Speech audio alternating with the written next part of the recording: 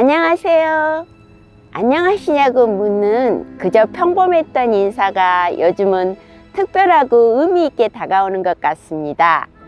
저는 문화비축기지에서 진행하는 공원 여가 생태 생활 문화 프로그램에서 생태 탐방 매봉산 풍경 산책을 진행하는 숲 아트 커뮤니케이터 김지현입니다. 문화비축기지에서 진행하는 매봉산 풍경 산책은 오프라인 프로그램에서는 시민 누구나 참여할 수 있고 놀이 체험 등 다양한 숲의 이야기와 활동을 경험할 수 있는 생태 숲 탐방 프로그램입니다.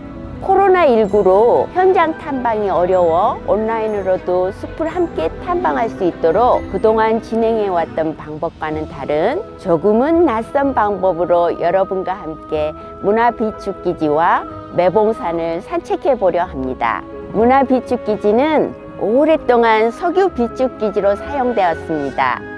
매봉산은 그 둘레를 감싸며 석유비축기지의 일부로 활용되었죠. 2017년 석유비축기지가 새롭게 생태문화공원으로 변모하면서 매봉산도 함께 우리에게 다가왔습니다.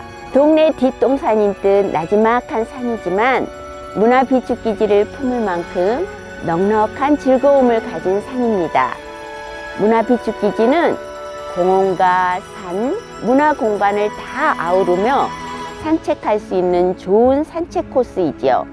매봉산 풍경산책에서는 산과 공원에 숨겨진 풍경과 생태의 이야기로 시민 여러분과 온라인으로 함께 이야기를 나누고자 합니다. 매봉산 풍경산책 첫 번째 이야기는 나지막히 찬찬히 걷는 숲입니다. 매봉산과 문화비축기지에 연결된 산책길을 통해 매봉산을 품은 문화비축기지, 문화비축기지를 품은 매봉산 둘레를 함께 둘러보겠습니다. 가까운 동네 뒷동산을 자동차의 속도가 아닌 우리의 속도로 천천히 산책하는 거지요.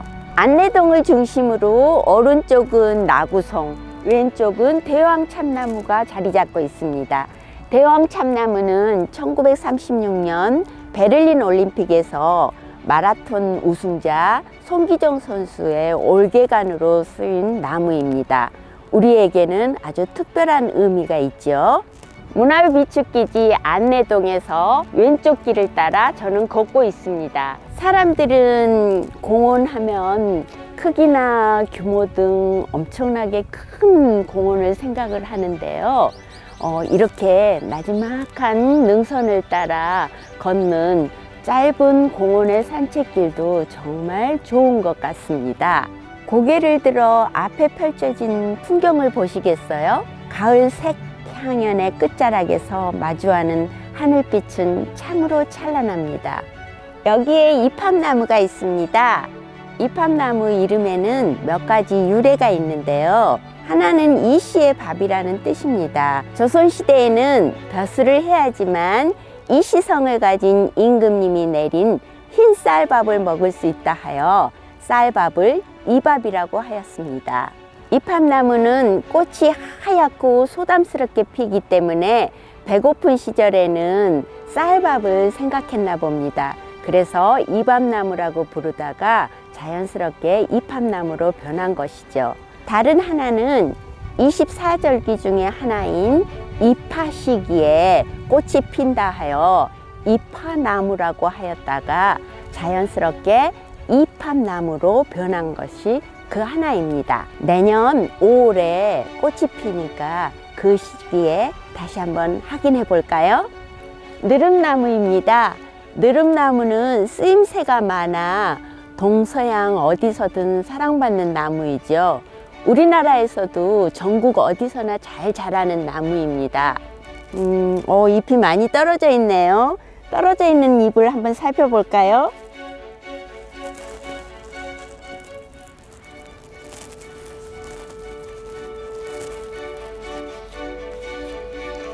느릅나무 잎입니다.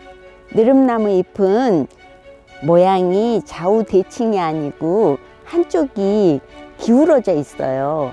그래서 저는 우스개 표현으로 짝꿍둥이라고 얘기합니다. 재밌죠? 문화비축기지에는 매봉산과 연결되는 산책로가 군데군데 있습니다. T5 쪽에 있는 산책로도 그중 하나이지요. T5는 문화비축기지의 이야기와 전시를 볼 수 있는 곳입니다. 자, 이제 산책로로 들어가 볼까요? 생각해보니 저는 집에서 나와 여기까지 오는데 흙을 밟지 못했습니다. 아파트에 사는 저는 버스를 타기 위해 잘 포장된 길을 걸어왔고, 잘 포장된 길로 버스를 타고 이곳까지 도착했습니다. 그리고 잘 포장된 길을 따라 여기까지 왔지요. 이제 그 편리함이 멈췄나 봅니다. 제가 지금 흙길을 걷고 있으니까요. 저는 지금 땅에서 전해오는 따뜻함과 부드러움, 그리고 생명력을 느끼고 있습니다. 눈을 감고 그걸 느껴보겠습니다.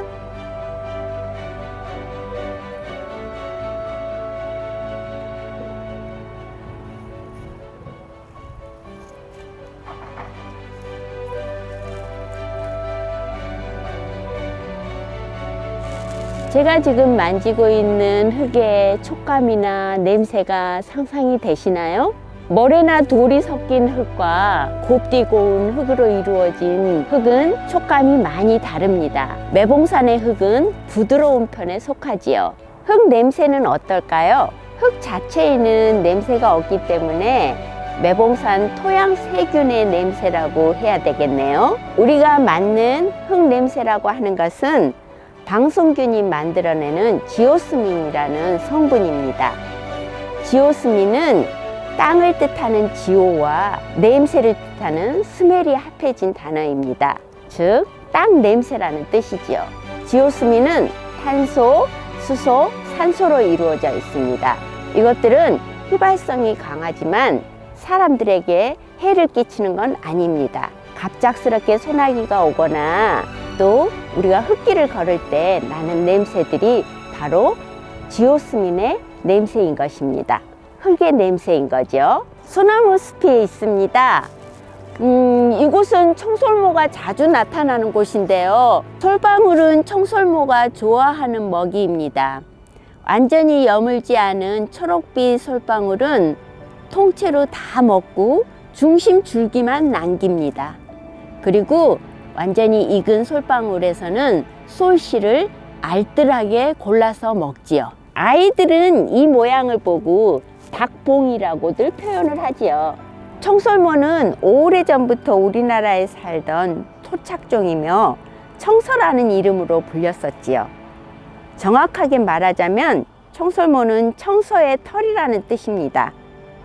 예전에는 청서의 꼬리털이 붓 만드는 재료로 쓰였다고 합니다. 청설모 앞발은 4개의 발가락을 가지고 있는데 작은 발가락으로 잣송이와 같이 큰 열매도 단단히 질 수 있습니다. 아마 그 모습과 마주한다면 그 녀석의 야무지고 다부진 모습에 반하고 말 것입니다. 혹시 숲에서 청설모를 만난다면 반갑게 바라봐 주세요. 그리고 도토리를 챙겨오는 행동은 삼가해 주시길 부탁드립니다. 산에 나는 것들은 산에 사는 이들이 주인이니까요.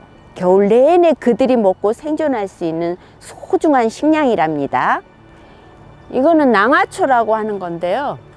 콩과 식물입니다. 콩하고 비슷하게 생겼죠. 여기에 열어보면은 정말로 콩과 같이 작은 열매들이 있습니다. 근데 아직 덜 여물어서 정확하게 보일지 안 보일지는 모르겠지만 이곳은 봄이면 예쁜 꽃들을 만날 수 있는 길입니다. 지금은 겨울을 준비하는 나무들을 만날 수 있겠네요. 사계절이 뚜렷한 우리나라는 철마다 아름다운 경치 덕에 자연은 몸살을 앓기도 합니다.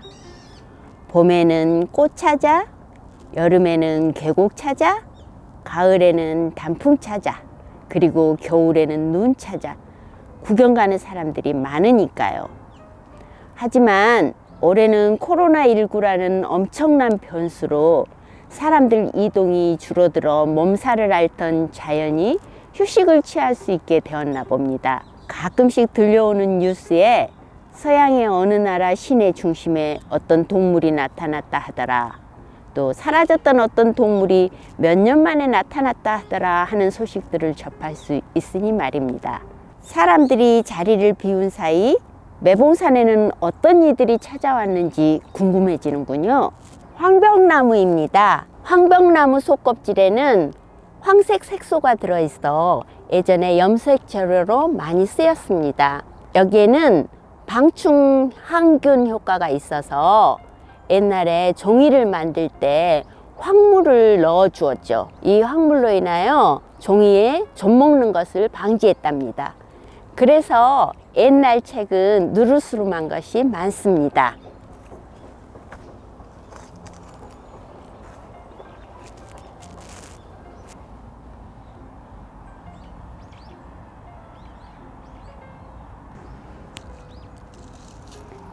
여기에 열매가 있네요.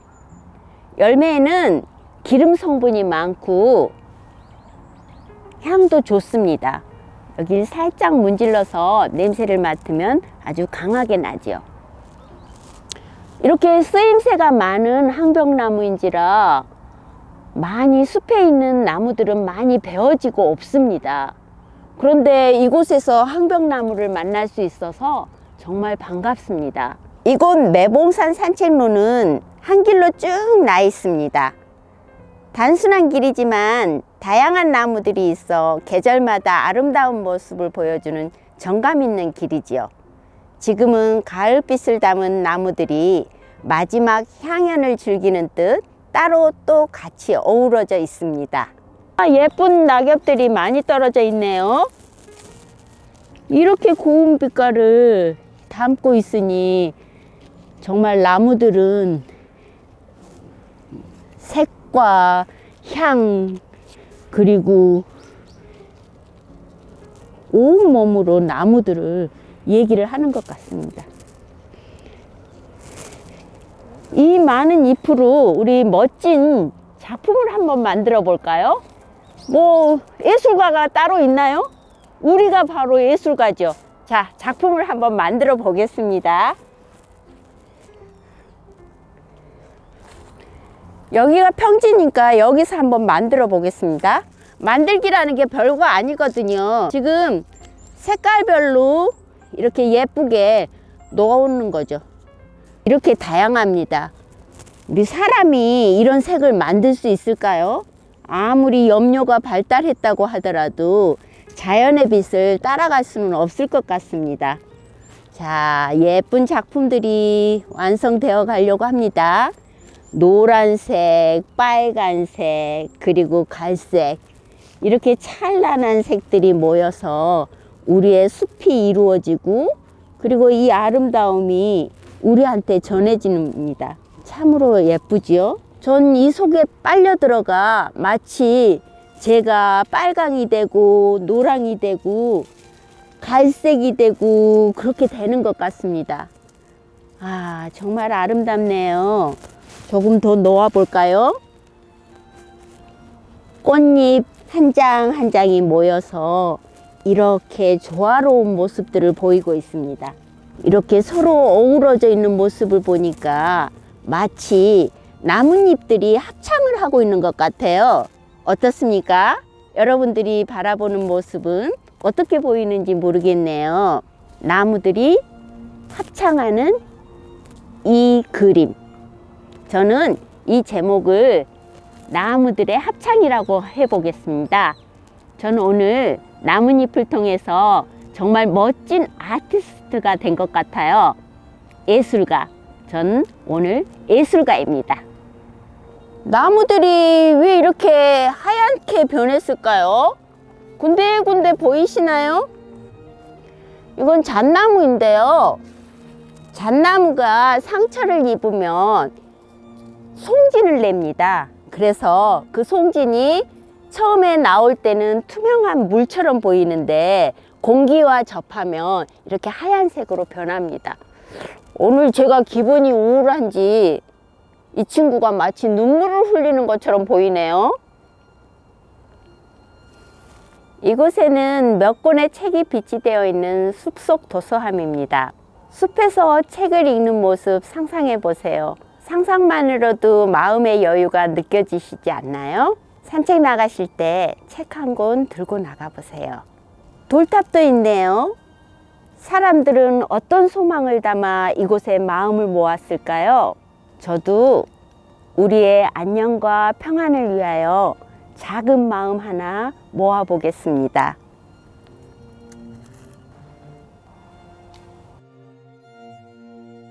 이곳은 매봉산 정상입니다.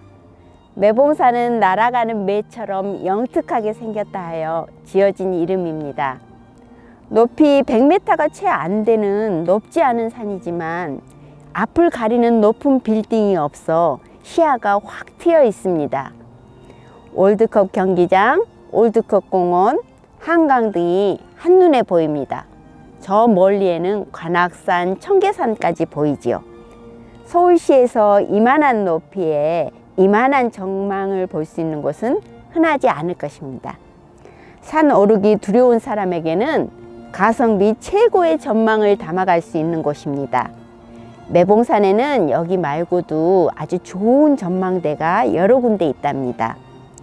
이곳에서 잠깐 주변 경관을 살펴볼까요? 매봉산이 품고 있는 문화비축기지도 한눈에 내려다 보입니다. 전망대 바로 아래쪽으로 석유를 비축해뒀던 탱크가 운영을 유지하고 있는 T3가 미래유산으로 전해지기 위해 보존되고 있습니다. 매봉산은 대체로 한쪽은 잣나무가 자리 잡고 있고 그리고 한쪽은 소나무가 자리 잡고 있습니다. 소나무는 우리 정서와 깊은 공감대를 형성하고 있어 특별히 마음이 가는 나무입니다. 이곳에도 눈에 띄는 나무가 몇 그루 있는데요. 그중 한 나무입니다. 어떠세요? 본래 소나무는 한 줄기로 곱게 자라는 나무인데 어찌된 일인지 가운데 줄기는 죽고 잘려나가고 양쪽 가지가 자라나 있습니다. 저는 이 나무를 볼 때마다 어떤 때는 이 나무가 정말 크게 기지개를 켜고 큰 한우를 치르는 것 같습니다. 그리고 또 어떤 때는 삶의 무게에 지쳐 힘들어하는 모습으로 보이기도 합니다. 아마 저의 기분에 따라 그 상황에 따라 나무는 하나의 모습이지만 이렇게 다르게 보이는 것 같습니다. 여러분은 이 나무를 보면 어떤 기분이 들까요? 매봉산에 방문하시면 이 나무를 한번 찾아보시기 바랍니다.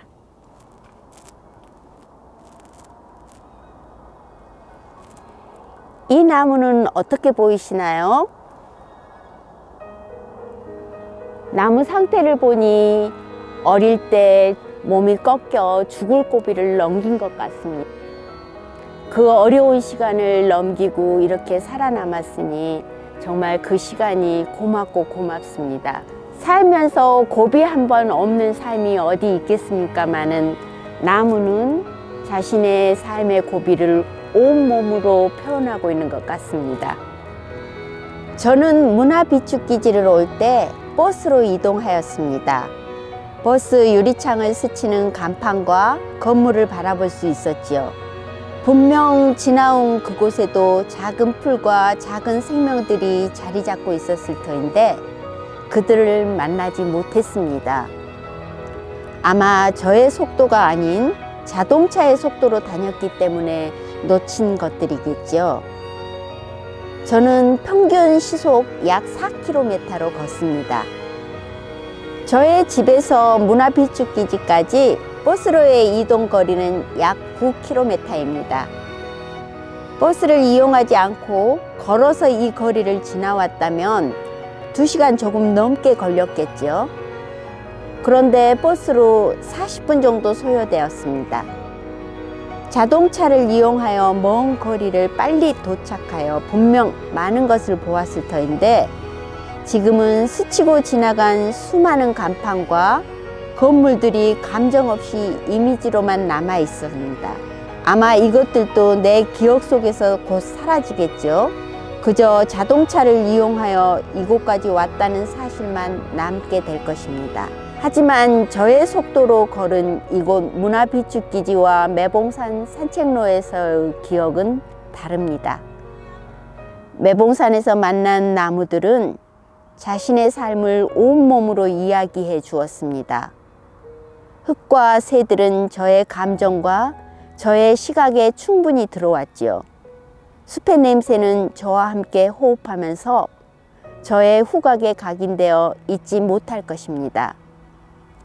집 가까운 작은 산, 공원, 산책로 등 어디든 생명들의 이야기들이 펼쳐지고 있습니다.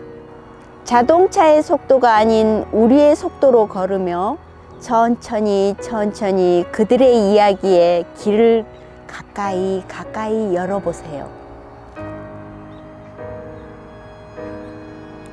나지막히 천천히 걷는 숲, 매봉산 풍경 산책의 그 첫 번째 이야기를 마무리하려 합니다.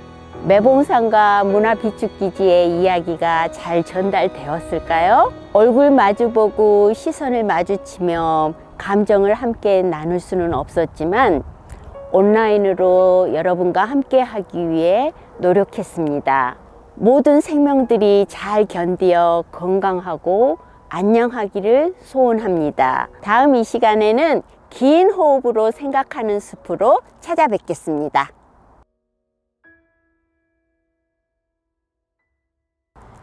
김재일님의 달팽이의 전속력입니다.